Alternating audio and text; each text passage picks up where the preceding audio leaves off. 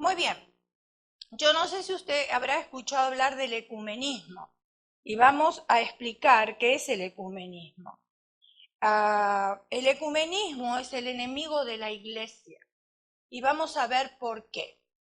Le voy a invitar a abrir a usted la palabra de Dios, la bella, la hermosa y la inalterable palabra de Dios, en Apocalipsis. Apocalipsis capítulo 18, versículo 4. Y dice así de esta manera. Y oí otra voz del cielo que decía, salid de ella, pueblo mío, para que no seáis partícipes de sus pecados, ni recibáis partes de su plaga. Que el Señor bendiga esta porción de su palabra. Ahora, usted me escuchó a mí decir el ecumenismo, quizás usted dice, bueno, ¿de qué se trata eso? Voy a explicar lo que es el ecumenismo. Muy bien, el ecumenismo es el movimiento religioso que mezcla todas las religiones a fin de hacer una falsa unidad con el propósito de confundir a la gente. Ustedes ven y escuchamos nosotros en varios lugares que se están reuniendo todas las religiones. ¿Sí o no? ¿Por qué? ¿Cómo nos transmiten que es para fomentar la unidad, para fomentar la paz? Y entonces todos los grupos religiosos, no importa qué denominación sea, tratan de juntarse entre sí como para decir, nosotros ahora estamos unánimes. Pero fíjense en lo que significa. Significa hacer una falsa unidad. Una falsa unidad. ¿Y por qué? Lo vamos a ver más adelante. Con el propósito de confundir a la gente. En este movimiento, o sea, el ecumenismo, está comandado por una entidad llamada la Gran Babilonia. Este movimiento ha comercializado con líderes y gobernantes y también países. Ahora usted me dirá, bueno, pero usted me dijo la Gran Babilonia, ¿y qué pasa ahí? ¿Por qué está relacionado con la Gran Babilonia? Y veamos por qué. Babilonia, ahí está. Babilonia era la ciudad del estado de Babilonia, en la Baja Mesopotamia. Ahí está, por si ustedes quieren tomar nota. Actualmente, sus ruinas se encuentran en la provincia de Irak y de Babil. ¿Va tomando más sentido ahora? ¿Un poquito más de sentido? Ok. 110 kilómetros al sur de Bagdad. Fue bajo el gobierno del rey Nabucodonosor cuando Babilonia llegó a ser una de las ciudades más espléndidas del mundo, con sus jardines colgantes. Por eso le mostré la fotografía anteriormente, mire, ahí tiene. Hermosa, para aquella época, para aquel entonces, eso era una belleza. Era algo espectacular, ¿no es cierto? Quizás para el día de hoy no sea tan atractivo porque vemos otras cosas, ¿no? Pero especialmente si vamos a Dubái o recorremos un poquito ahí en la computadora lo que es Dubái, vemos un estadio de fútbol arriba de no sé cuántos pisos, de un edificio de alto. Entonces, pero para aquella época era algo bien llamativo. Muy bien, entonces dice, con sus jardines espléndidos, acá, cuando Babilonia llegó a ser una de las ciudades más espléndidas del mundo antiguo, con sus jardines colgantes, una de las 7 maravillas del mundo estaban contadas. Fíjense entonces qué belleza tendría este lugar. Esto fue bajo el gobierno del rey Nabucodonosor, de 605 años antes de Cristo. Cuando Babilonia llegó a ser una de las ciudades más espléndidas del mundo antiguo, con sus jardines colgantes y una de las 7 maravillas del mundo. Sus jardines no estaban suspendidos, porque cuando nosotros decimos colgantes, pensamos que estaban colgando de la nada, ¿no? No estaban suspendidos con cuerdas, sino que sobresalían como balcones. Entonces se les decían jardines colgantes porque no estaban en una planicie. ¿Amén? ¿Sí lo está entendiendo? Muy bien. Ahora, la falsa iglesia confunde al pueblo de Dios. Jonás, capítulo 1, versículo del 1 al 6. Dice, vino palabra de Jehová a Jonás, hijo de Amitai, diciendo, levántate y ve a Nínive, aquella gran ciudad, y pregona contra ella, porque ha subido su maldad delante de mí. Y Jonás se levantó para huir de la presencia de Jehová a Tarsis, y descendió a Jope, y halló una nave que partía para Tarsis, y pagando su pasaje entró en ella para irse con ellos a Tarsis, lejos de la presencia de Dios o de Jehová. Versículo 4. Pero Jehová hizo levantar un gran viento en el mar. Este pasaje lo conocemos muy bien, ¿verdad? Se predica mucho en la escuela dominical, a los niños, etc. Y hubo en el mar una gran tempestad tan grande que se pensó que se partiría la nave. Y los marineros tuvieron miedo y cada uno clamaba, ¿a quién? A Dios. Y echaron al mar los enseres que había en la nave para descargarla de ellos. Pero Jonás había bajado al interior de la nave y se había echado a dormir. Y el patrón de la nave se le acercó y le dijo, ¿qué tienes, dormilón? Levántate y clama a tu Dios, quizás Él tendrá compasión de nosotros y no pereceremos. Jonás aquí en este pasaje tipifica al pueblo de Dios. Jonás huyó ¿a dónde? A Tarsis. ¿Y con qué huyó? En un barco. Y en las partes más recóndidas de aquel barco, de cubierta, ¿qué hizo? Se acostó y durmió en los brazos de Morfeo. ¿Entiende esa expresión? ¿Morfeo? ¿Sí? Muy bien, nosotros decimos así. Uy, estás en los brazos de Morfeo, ¿verdad? Porque está plácidamente durmiendo como si le cantara a Rorró mi niño, ¿verdad? Mientras la vida de los marineros corría peligro, el siervo de Dios estaba en los brazos de Morfeo. Hoy algunos creyentes están dormidos y despreocupados también. Aun cuando muchas personas que los rodean están pereciendo espiritualmente con religiones que son enemigos de la iglesia. Veamos 7 características de la iglesia falsa. 7 características de la iglesia falsa. Pecados ocultos, ídolos. Génesis capítulo 31, versículo 19. Dice, pero Labán había ido a trasquilar sus ovejas y Raquel hurtó los ídolos de su padre. ¿Ustedes recuerdan que la semana pasada yo hablé un poquitito de lo que significan los nombres? Y muchas veces los nombres tipifican algo, aparte de significado, tipifican algo. Yo les voy a dar lo que tipifican estos nombres para que entremos en el corazón de Dios, para que podamos entender mejor. Por ejemplo, Raquel, ahí la ven, tipifica la iglesia falsa. Los ídolos, robó los ídolos. Labán tipifica el diablo. Y Jacob tipifica a Cristo. Si usted conoce la historia y todo lo que aconteció en esta historia, usted se va a dar cuenta de que estos nombres están muy bien relacionados entre sí. Porque Labán le mintió a Jacob, ¿o no? Sí. ¿Quería que se fuera? No, lo hacía quedar. Lo hizo trabajar 14 años. Lo engañó dándole la hija mayor, tuvo que trabajar otros 7. Después quería que le reproduciera las ovejas, el ganado, etcétera, etcétera, ¿no es cierto? O sea, es como, dice ahí, tipifica el diablo.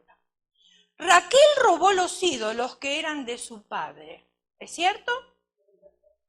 Raquel de alguna manera tiene características que tipifican a la iglesia falsa. Vemos a Labán que tipifica al diablo, le entrega a Jacob la hija por la cual él no había trabajado. Luego volvió a trabajar otros 7 años por la misma y por fin se la dieron. Me imagino que Jacob habrá danzado y habrá dicho, aleluya, gloria a Dios, ¿no? Me llegó. Aparte de los 14 años de trabajo por la mujer que amaba, trabajó 6 años más. Haga la cuenta de lo que trabajó este hombre en la casa de su suegro y al mismo tiempo tío, fíjense en ustedes. Entonces, 14 años que trabajó por la mujer amada y trabajó 6 años más por las ovejas, lo que totaliza un trabajo realizado durante 20 años. 20 años de trabajo. Póngase usted en el lugar de Jacob, 20 años de trabajo, ¿cuáles fueron los resultados? Labán le cambió a Jacob 10 veces el salario. Miren si no tipifica al diablo. Cristo trabajó durante 2000 años por su pueblo y sigue trabajando y no le recibieron. Hebreos capítulo 12, versículo 1 y 2. Corramos con paciencia la carrera que tenemos por delante, puestos los ojos en Jesús, el autor y consumador de la fe. La segunda característica de la iglesia falsa: seduce para atraer. Génesis capítulo 39, versículo 12. Y ella lo asió por su ropa, diciendo: duerme conmigo. Entonces él dejó su ropa en las manos de ella y huyó y salió. Y usted ya sabe de quién se trata aquí. Muy bien. Vamos a ver qué tipifican estos nombres. Acá está hablando de la esposa de Potifar, ¿cierto? Los que conocen el relato ya lo saben. José tipifica el pueblo de Dios. ¿Ustedes se acuerdan que José qué es lo que hizo? José huyó, no se quedó. ¿Pero qué hizo la esposa de Potifar? Lo difamó, porque no era verdad lo que dijo. Porque él dejó sus ropas ahí para huir, no dejó sus ropas ahí porque quería violarla, que fue lo que ella dijo. La esposa de Potifar tipifica a la gran ramera. La esposa de Potifar tipifica a la gran ramera y José tipifica al pueblo de Dios, quien es seducido por la gran ramera para confundirlo y tratar de tener comunión con él. Sin embargo, vemos que esta mujer asió de las ropas de José, tipificando la cobertura falsa. Pero aquel que es pueblo del Señor va a sentir la falsa cobertura y lo va a dejar para librarse de este movimiento. Y estamos hablando del ecumenismo. La tercera característica de la iglesia falsa. Ahí está lo que tipifica. La falsa adoración. Mateo capítulo 14, versículos 5 y 6. Y Herodes quería matarle, pero temían al pueblo, porque tenían a Juan por profeta. Pero cuando se celebraba el cumpleaños de Herodes, la hija de Herodías danzó en medio y agradó a Herodes, por lo cual éste le prometió con juramento darle todo lo que pidiese. ¿Por qué? Porque estaba ebrio. Estaba ebrio y había sido seducido por los movimientos de esta joven. Entonces, entre el alcoholismo y los movimientos de esta joven, él confesó de sus labios algo que después tuvo que cumplirlo.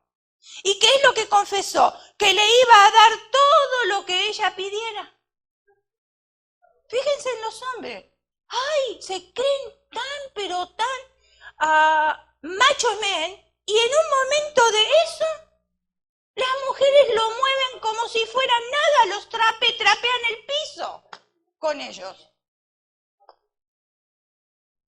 Dice, y la hija de Herodes danzó en medio y agradó a Herodes, por lo cual éste le prometió con juramento darle todo lo que pidiese. Ella, instruida por su madre,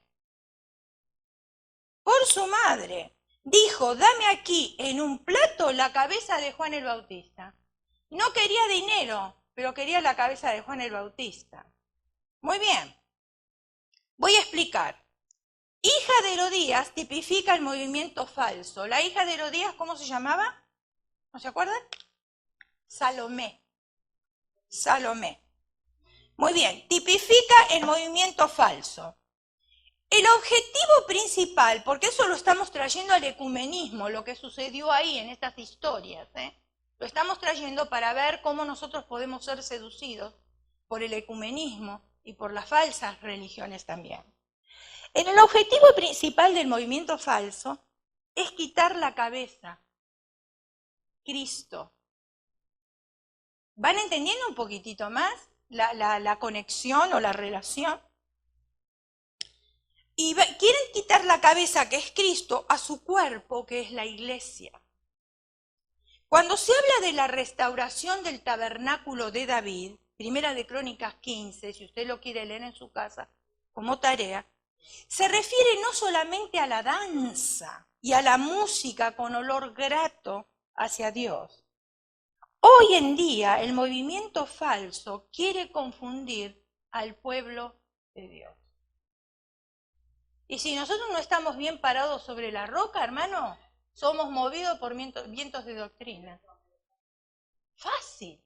¿Por qué? Porque los movimientos falsos van a llegar a nosotros con un poquito de verdad. Y con ese poquito de verdad nosotros picamos el anzuelo y caemos en sus redes. Pero cuando nosotros estamos totalmente firmes, entonces no vamos a picar el anzuelo. Seguimos adelante. Por ejemplo, ustedes vieron que a los testigos de Jehová ellos tienen que vender atalayas. Porque si ellos no venden revistas, los descomulgan. O sea, tienen que hacer ese sacrificio, es por obras lo que ellos hacen. Y me imagino que a la casa de ustedes habrá llegado como llegan a la mía.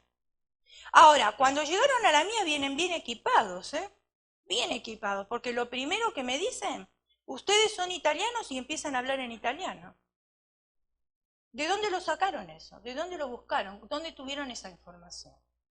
Vienen bien preparados y equipados para entrar. Entonces creen que con eso nos van a conquistar. Y la oportunidad que yo tuve de hablar con ellos es decir, oh sí, nosotros somos italianos, pero nosotros somos pastores. Sí, pero mira lo que dice la Biblia, no gracias. Porque ¿para qué me voy a poner a discutir con ellos? No es tiempo de discutir. La Biblia es para vivir, no es para discutir por ella. Entonces, no gracias por lo que ustedes me están ofreciendo. Nosotros ya conocemos la palabra de Dios. Nosotros estamos poniendo en práctica la palabra de Dios. Así que muchísimas gracias por su tiempo, muchísimas gracias porque ustedes llegaron a mi casa, pero que Dios les bendiga y ya está. Y ahí se termina la conversación. No vale la pena ni hacerlos entrar, ni hacerles preguntas, porque, ay, yo me quiero capacitar más. No vale la pena hacer todas esas cosas. Porque en un momento podemos ser nosotros confundidos. Ahora, ¿por qué quieren limitar al pueblo de Dios? Imitando la alabanza, la adoración. Fíjense en ustedes que la iglesia tradicional ahora aplauden cuando nunca en su vida aplaudieron. Cantan los mismos coritos que cantamos nosotros cuando antes era toda una liturgia y una ceremonia. Y aparte, si ustedes vieron en los medios de comunicación, uno de los sacerdotes, y fue en Argentina, uno de los sacerdotes bailando despacito con la congregación para atraer a la gente. Aunque le puso música santificada o letra santificada. Pero usted sabe, hay tangos con letra santificada, pero nosotros que venimos de ese país, quizás para usted no diga nada, pero para mí que yo vengo de ese país y que sé que el tango en un tiempo fue de bajos fondos, nadie los aceptaba, porque tiene movimientos muy sensuales. Entonces, cuando usted escucha, aunque sea la letra santificada, y usted escucha los acordes de esa música, usted no está pensando en la letra santificada. La mente se le va a lo que usted ya conoce, donde viene de sus raíces. Entonces, a mí no me gusta, particularmente no me gusta. Quizás a otro le llame la atención, a mí no. Y ya le digo cuáles son las razones. Y podemos decir, y bueno, pero no importa porque música es música y es para alabar al Señor, pero no es el problema de la música, el problema es de nuestra mente, porque nuestra mente se va a otro lado. Entonces, para que nuestra mente no se vaya a otro lado, mejor evitarlo y ya está. Y quizás a ustedes les pase con la salsa o les pase con cualquier otro tipo de música, ¿verdad? Muy bien. Entonces, dijimos que limitan la alabanza y la adoración que ha sido restaurada dentro del pueblo de Dios. Pero aquel que tiene su Espíritu Santo dentro va a poder discernir cuál es la verdadera y la falsa adoración. Porque uno se va a sentir incómodo. Incómodo. 1 Corintios, capítulo 2, versículo 14. Ahí está, la hija de Herodías tipifica el movimiento falso. Y ustedes ven la cabeza en una bandeja, ¿ves? La cabeza de Juan el Bautista. 1 Corintios capítulo 2, versículo 14.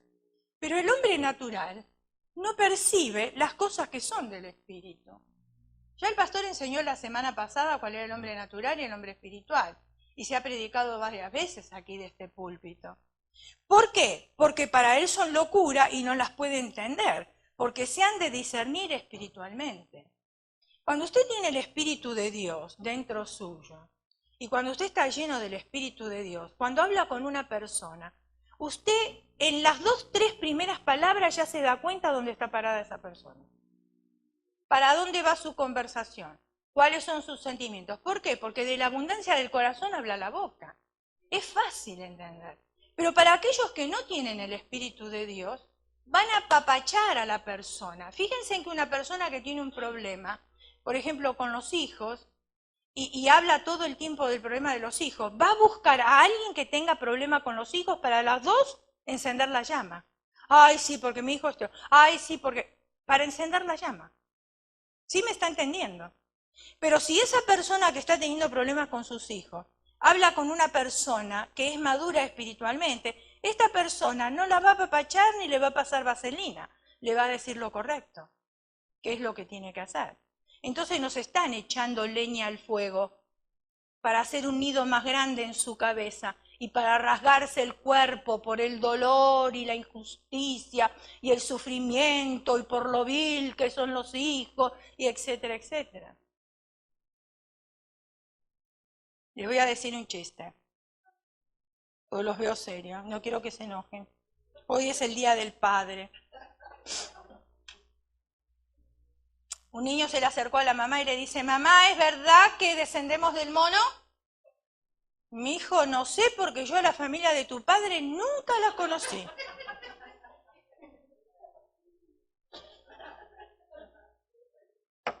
Muy bien. A la familia de tu padre nunca la conocí. Cuarta característica de la iglesia falsa, tentadora y engañadora. Jueces capítulo 16, versículo 16. Por la foto ya se dieron cuenta de quién estamos hablando. Y aconteció que presionándole ella cada día con sus palabras e importunándole, su alma fue reducida a mortal angustia. Mire, nosotros los evangélicos no hacemos esto de presionar e importunar. Hablamos una vez, no nos quieren escuchar, forget it. Y ustedes fíjense en los que tienen falsas religiones, empujan y le hablan una vez y le hablan 2 veces y persisten, ¿eh? Miren que yo de mi casa ya les dije que no quería que vinieran y siguen viniendo igual. Igual. A mí hasta vergüenza me daría de presentarme otra vez y me dicen que no quieren saber nada. Importunándole, presionándole.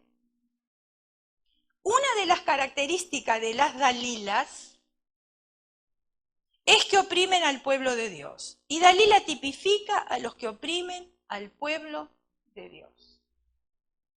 Con sus palabras importunándoles de tal manera que las personas caen en la tentación hasta ser seducidas en angustia.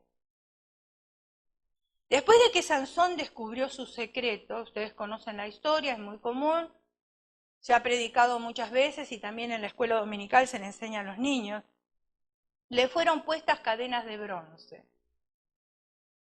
lo que tipifica el juicio de Dios, porque tenemos que pensar, ¿por qué le pusieron de bronce? ¿Por qué? Si está en la palabra de Dios hay algo importante que uno tiene que buscar y examinar. ¿Por qué fue de bronce y no fue de otro material? Porque el bronce tipifica el juicio de Dios sobre aquellas personas, alcanzando aún a los ministros de Dios. Aquí no se salva nadie. Dios no tiene preferidos. Aquí no le está hablando solamente al pueblo de Dios. Le está hablando a los ministros de Dios también. Nos está hablando a nosotros en general. ¿Por qué? Porque muchos ministros se salieron del camino. Juntándose con alguien que les ha hecho languidecer, apagando la luz o el amor de Dios. Qué tristeza, ¿no? Tristeza. Dalila le quitó el pelo a Sansón o le cortó el cabello a Sansón. ¿Qué significa cabello? Cabello significa cobertura.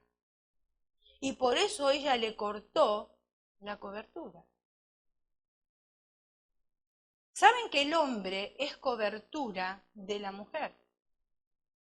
Es cobertura. Y cuando el hombre no cumple, y estoy hablando de los cristianos, cuando el hombre no cumple el papel dado por Dios en su hogar, y estoy hablando espiritualmente, la mujer está desprovista de cobertura y sus hijos también.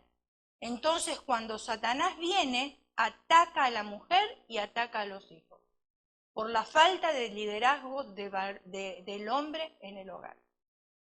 La cobertura. Para aquellas mujeres que están solas, la cobertura es el líder espiritual. Pero si las que están solas menosprecian las enseñanzas o la cobertura del líder espiritual, están desprovistas. Están solas, desamparadas.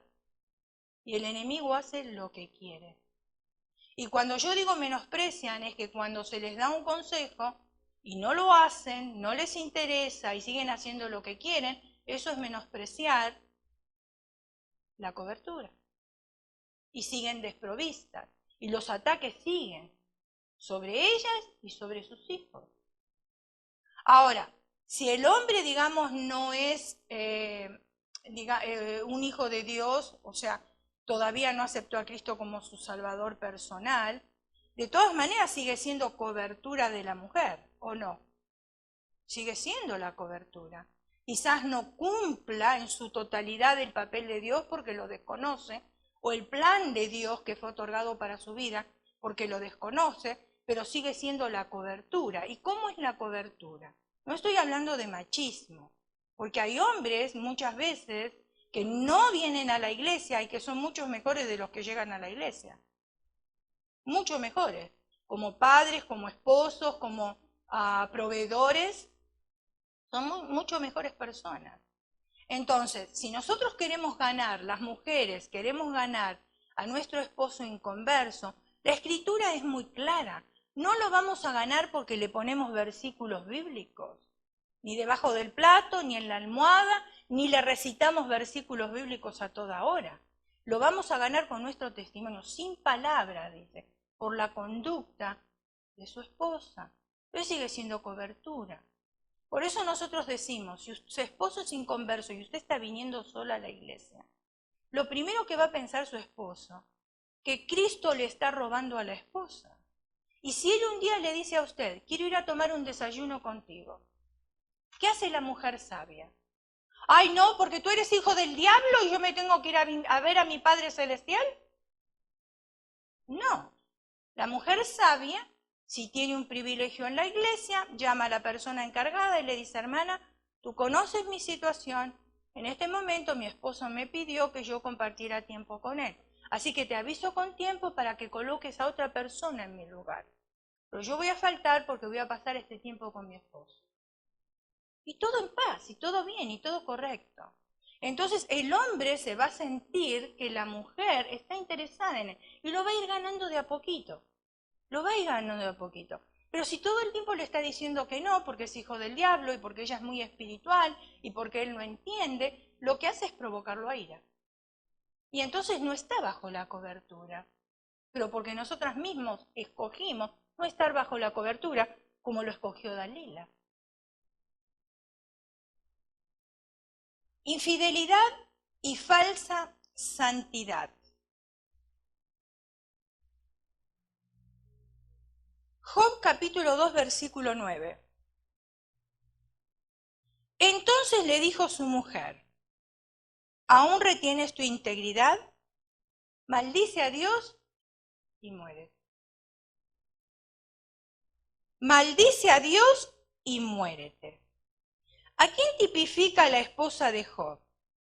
La esposa de Job tipifica la infidelidad y falsa santidad. ¿Infidelidad a quién? A Dios. Y una falsa santidad. Ay, pero usted sabe, hermana, como Dios me habla a mí, Dios me habla en sueños, Dios me revela. La revelación ya está toda en la palabra de Dios.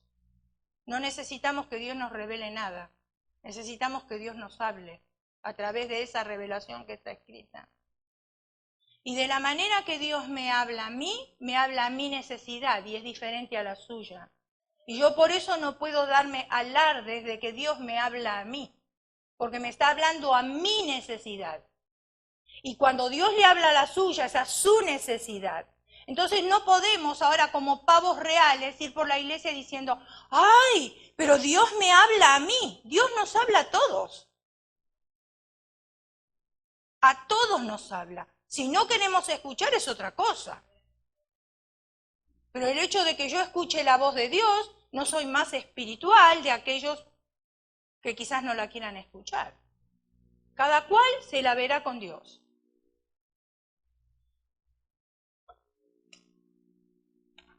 Las características de la esposa de Job son la infidelidad y falsa santidad hacia Dios.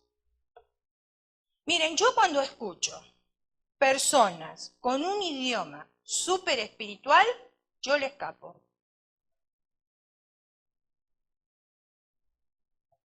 Porque yo encuentro falsedad en eso. Porque todos cometemos errores, hermanos. Es muy fácil hablar la santidad. La cuestión es ver si se practica la santidad. Ay, no, mi esposo es el Señor. Está buscando esposo a muerte, no es el Señor. Pero queremos nosotros engañar a la gente. Queremos ser falsos espiritualmente. Ay, es que yo vengo a ver a mi esposo, por eso me arreglo así. Todos venimos a ver a nuestro Padre, todos. Y no importa cómo nos arreglemos, porque el Señor no nos va a echar de la casa de Él. De todas maneras nos va a recibir, porque a Él lo que le interesa es el corazón. ¿Cómo está vestido el corazón, no el cuerpo? Y a veces el corazón está revestido de falsa santidad.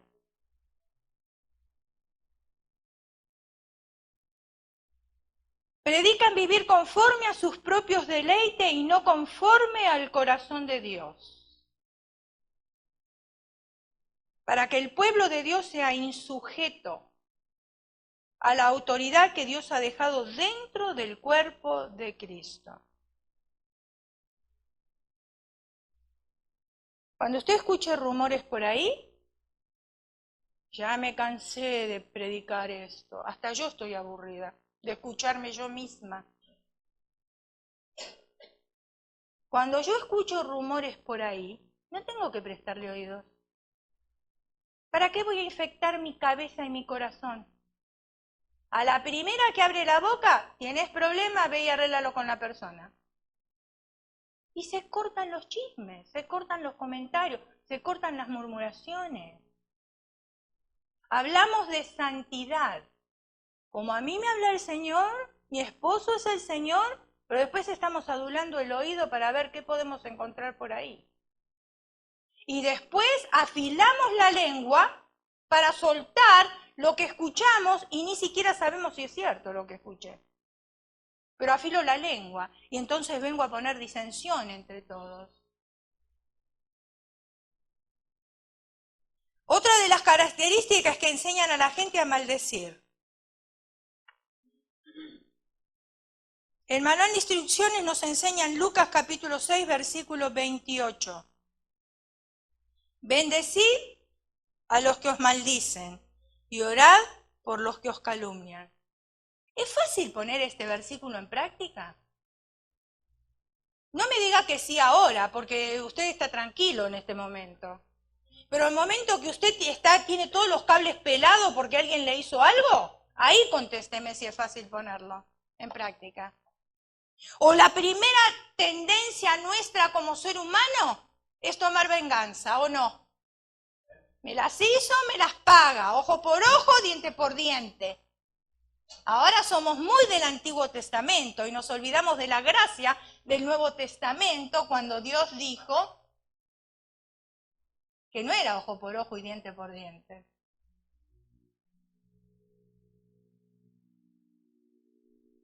Sexta característica de la iglesia falsa. El matriarcado quiere gobernar. Primera de Reyes capítulos 21, versículo 7, pasajes totalmente conocidos estos que estamos leyendo hoy. Y su mujer Jezabel le dijo, ¿eres tú ahora rey sobre Israel? Levántate y come y alégrate. Yo, escuchen, yo,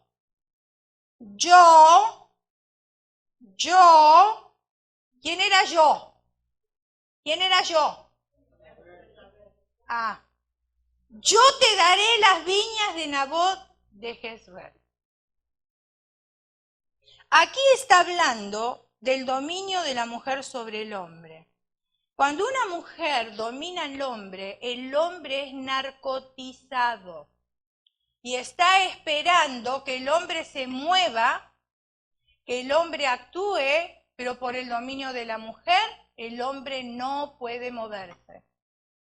Para nada, porque está narcotizado. Ustedes saben lo que sucedió aquí. Este rey va y le pide las viñas a Nabot. Nabot dijo, Dios me libre de ofrecer la tierra de mis padres. No quiso hacerlo. Y el rey se volvió triste. Ahora, no hay una Jezabel si no hay un Acab. El Acab es un espíritu pasivo y Jezabel es la que domina. Y cuando domina la situación y no está bajo la autoridad de Dios, apoyando al esposo, no quiere decir que ella no pueda opinar. Puede opinar, puede dar ideas, etcétera, etcétera. Él siempre va a tener que tomar la última decisión. Lo que pasa es que a ninguna de nosotras nos gusta que nuestro esposo se equivoque. Porque si él se equivoca, nosotras sufrimos también. Entonces, antes de que él se equivoque, porque nosotros vemos, porque nuestro hemisferio funciona entero y el de ellos funciona a la mitad, quizás nosotros vemos con mayor claridad. Entonces, antes de que se equivoque, queremos nosotros agarrar las armas para no perder las cosas. Porque no queremos sufrir, porque no queremos perder lo que tenemos. Entonces nos salimos del plan de Dios dado a nosotras, las mujeres. Entonces, ¿qué hizo la esposa ahí? Cuando el rey volvió triste y desanimado, porque no pudo hacer nada, ella le dijo, no te preocupes, ¿no eres tú el rey? Yo te voy a dar las viñas de Nabot. Ni se las tienes que pedir, yo lo voy a hacer. Entonces ella escribió cartas a nombre del rey. Fíjense en ustedes, escribió cartas a nombre del rey. Y con el anillo del rey las selló. Y las mandó a todos. Entonces todos los que la recibieron pensando que era el rey, que ella lo había escrito. Y no era el rey, era la que estaba detrás del rey. Ahora fíjense en ustedes, muchas veces nosotras las mujeres si no tomamos papeles como esos. No nos gusta escucharlo, pero es la verdad. Jeremías capítulo 7, versículo 18. Y el matriarcado no viene de Jezabel, ella viene del huerto del Edén. No es nada nuevo. Porque Eva hizo exactamente lo mismo. ¿O no? ¿No lo hizo? Claro que sí. Porque ella no comió sola, le dio a su esposo, le ofreció. Los hijos recogen la leña, los padres encienden el fuego y las mujeres amasan la masa para hacer tortas a la reina del cielo. Ya dimos un estudio de la reina del cielo. Y para hacer ofrendas a dioses ajenos para provocarme a ira. Eso lo dice el Señor. Lo dice el Señor. Habla de que el pueblo de Dios se corrompió porque adoraban ídolos y a la reina del cielo. Ahora usted póngase a pensar quién es la reina del cielo en estos momentos. ¿Quién es? En la religión tradicional ya tenemos la reina del cielo. Por ejemplo, nosotros vivimos en Santa Clarita. Un lugar gobernado por quién. Y hay muchos lugares con nombres así que tipifican las ciudades con el nombre de mujer.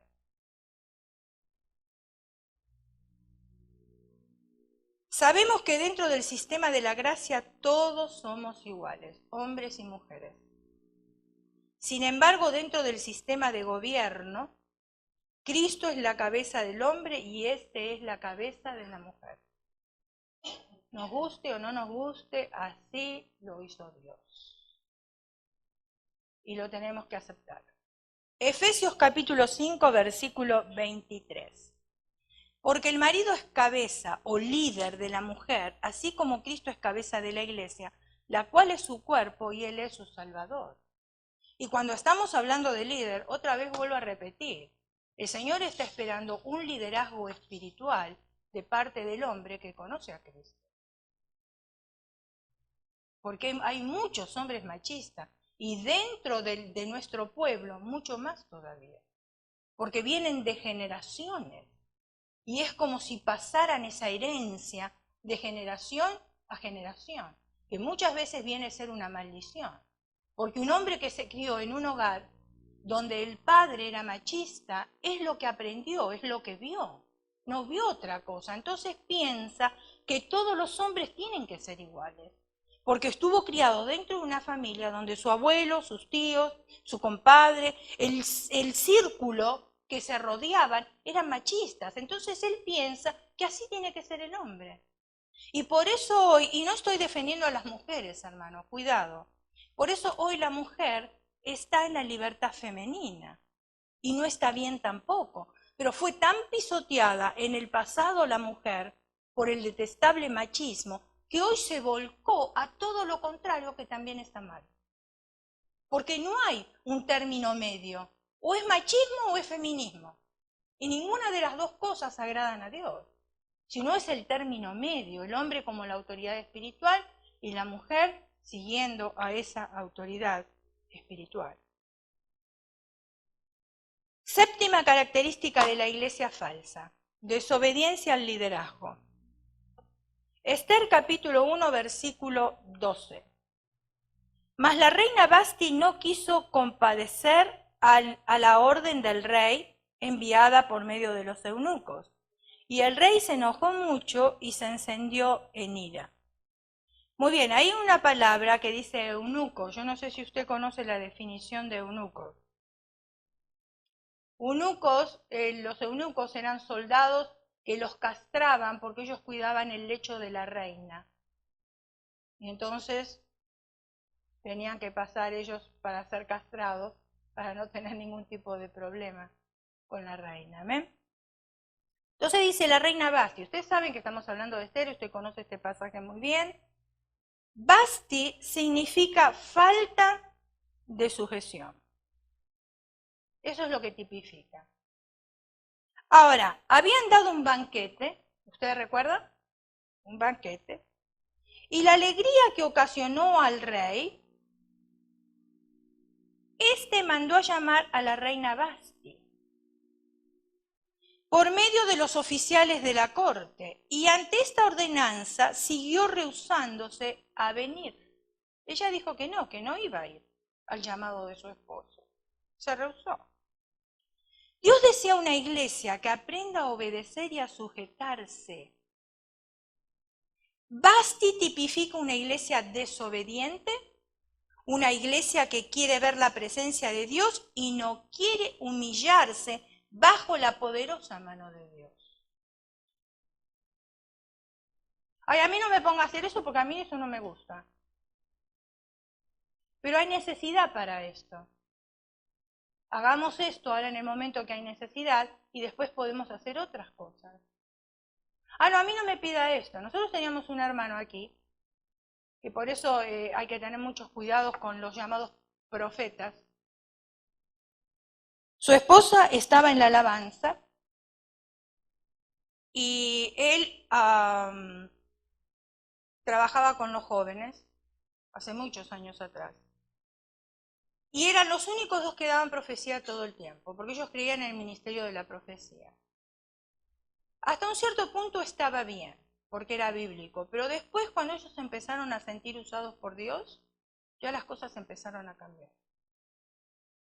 Entonces, cuando el pastor le pidió a él que diera la clase de membresía, él dijo, oh no, a mí no me gusta dar clase de membresía. Un profeta no puede decir a mí no me gusta, porque si es profeta y está conectado con el corazón de Dios, ya sabe cuáles son sus responsabilidades. No es de pararse y dar profecía, y después cuando tiene que hacer un trabajo no es responsable. Porque es muy fácil pararse acá arriba y decir 4 palabras. La cuestión es ser responsable por esas 4 palabras. Porque otros me están mirando. En otra oportunidad le pidió que hiciera otra cosa. Todo fue no, no, no, no, no. Solamente la profecía era lo que era para él.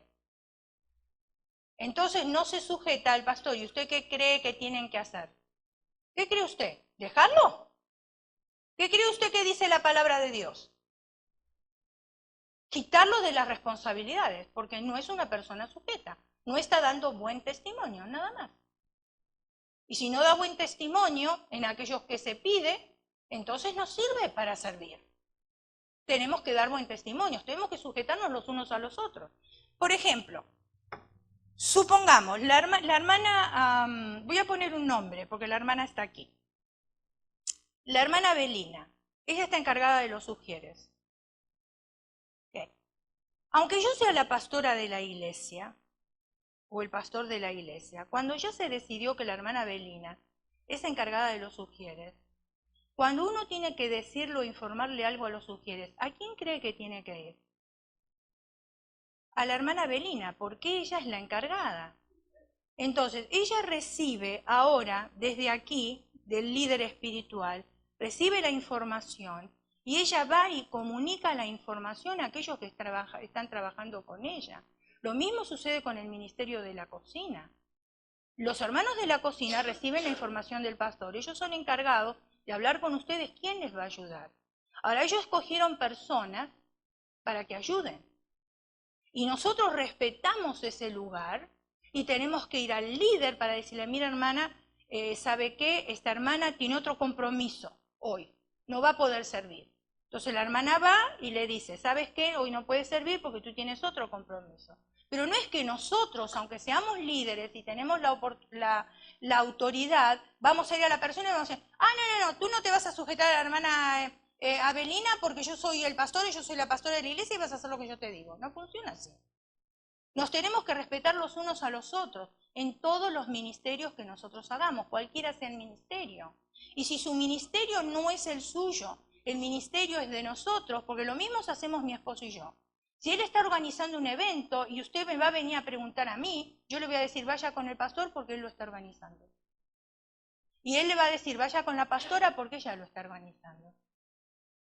¿Me entiende? Nos tenemos que respetar los unos a los otros, o sea que la sujeción es de los unos a los otros. Entonces trabajamos conforme al corazón de Dios, trabajamos todos de acuerdo, no hay malos entendidos, no hay malos sentimientos y podemos trabajar en orden. O sea, es sencillo, solamente tenemos que aplicarlo, nada más. Recuerden que aunque nosotros somos una familia, esta no es la casa de mi abuela. No sé si usted me está queriendo entender la expresión.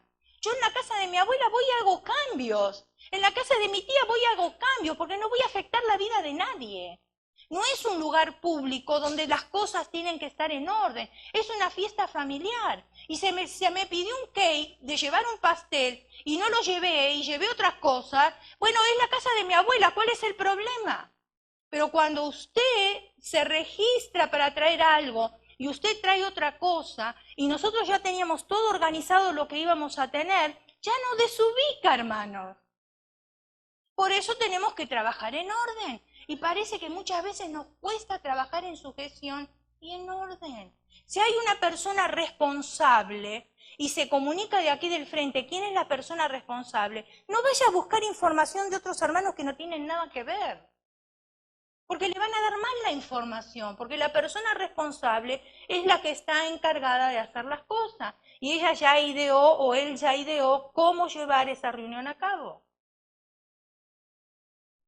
Jonás tipifica al pueblo de Dios que es sacado de en medio del movimiento ecuménico. Raquel tipifica la iglesia falsa que aún tiene ídolos y pecado oculto. Y lo hemos visto y lo hemos escuchado en los medios de comunicación. La esposa de Potifar es tipo de aquellos que quieren seducir al pueblo de Dios con el propósito de confundirlo. Y allá afuera hay muchísimos, y a veces adentro de la iglesia también. Pero aquel que realmente es el pueblo de Dios va a dejar la falsa cobertura liberándose de este tremendo movimiento. Herodías tipifica la falsa alabanza y adoración, con lo cual atraerán a mucha gente fingiendo una restauración y su objetivo es quitar las cabezas. Y fíjense en ustedes cuánta falsa alabanza y cuánta adoración encontramos por ahí. Dalila es tipo de aquellas personas que hacen caer a los ungidos en este tipo de movimiento.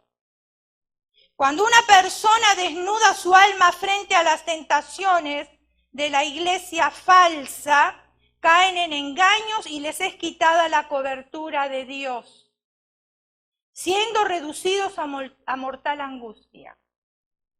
La esposa de Jacob tipifica la infidelidad y la falsa santidad. Enseñan a maldecir a las personas que están dentro del movimiento ecuménico. Jezabel tipifica el matriarcado que es parte del movimiento falso. Sabemos que en el sistema de la gracia todos somos iguales, pero en el sistema de gobierno el hombre es la cabeza de la mujer. Basti tipifica la desobediencia en este movimiento falso. Como cuerpo de Cristo tenemos que estar alerta de no ser parte de este movimiento ecuménico. Se escucha muchísimo por ahí. Todas las religiones nos tenemos que reunir porque nosotros tenemos que mostrar la unidad. Cuidado con lo que nosotros escuchamos por ahí. Que no tenemos que discutir con otras entidades, con otras denominaciones, es cierto. Que tenemos que tratar bien a todas las denominaciones, aunque no sea la nuestra, también es cierto. Pero yo tengo que tener cuidado de no afiliarme a ciertas denominaciones o ciertas religiones que andan ofreciendo por ahí afuera y que no es la verdadera. Aunque nosotros decimos tener la verdad, muchas veces tenemos muchas cosas deficientes también. Pero el Espíritu Santo, el Espíritu que mora en nosotros, nos da testimonio de lo que yo tengo que recibir y lo que yo no tengo que recibir. Por eso es importante la llenura del Espíritu Santo, hermanos. Y la llenura del Espíritu Santo no es el bautismo del Espíritu Santo. Son dos cosas totalmente diferentes. El bautismo del Espíritu Santo sí se da en el día de hoy y en este siglo. Cuando uno lo pide a Dios, el Espíritu Santo lo da. Pero la manifestación es el hablar en lengua. La llenura la necesito todos los días, porque el hablar en lenguas no me llena a mí del Espíritu Santo. Yo necesito la llenura todos los días. Y para tener la llenura todos los días, yo tengo que tener una comunicación con Dios. Entonces, el Espíritu de Dios que habita en mí me va a dar a mí testimonio de que esto sí, esto no. Esto es para mí, esto no es para mí. Yo no voy a discutir, yo no voy a pelear, yo no le voy a decir a los otros, ay, estás en una falsa religión. No voy a hacer eso, porque Dios no me llamó a mí para eso. Dios me llamó a mí para testificar, no solo con mis palabras, sino también con mi testimonio. Y si el Señor me manda a mí amar a mis enemigos, yo tengo que amar a todos. Y a través de mi amor, a ver cómo yo puedo conquistar a aquellos que en este momento están en una religión falsa. Cierre sus ojos.